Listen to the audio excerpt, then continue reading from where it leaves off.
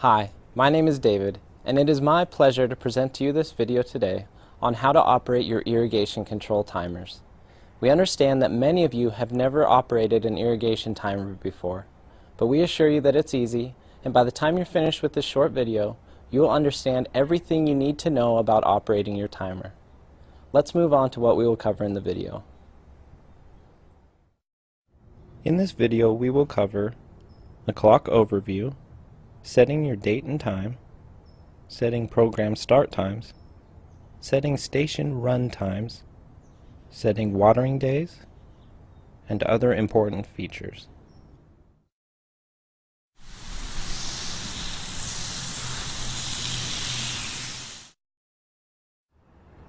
For this portion of the video, we're going to show you the layout of your irrigation control timer. You know, what the buttons are and what they do, so that as we go through this video, things will make a little more sense to you.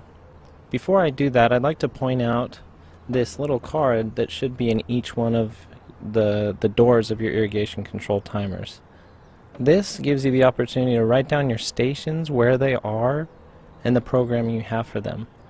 Another huge feature is here on the other side, where you have your cheat sheet.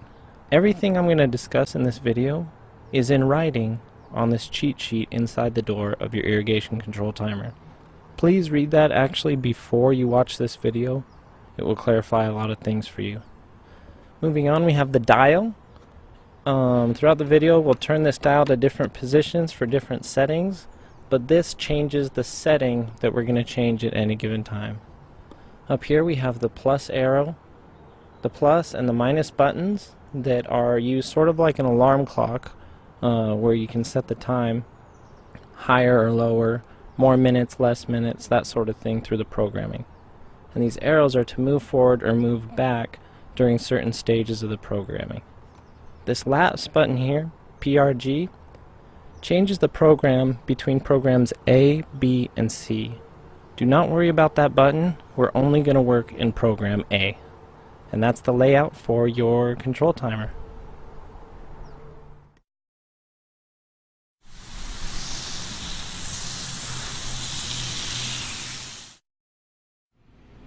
First, we need to set the date and time so the clock knows when to operate. To do this, turn the dial to Set Current Date and Time. The first thing you will see is the year. Use the plus or minus keys to set the year where it should be. When you have done this, press the right arrow to move on. Set the month the same way you set the year, and once again, press the right arrow. Repeat this process for the day, hour, and minute. Once you've done that, you have successfully set the date and time on your irrigation clock.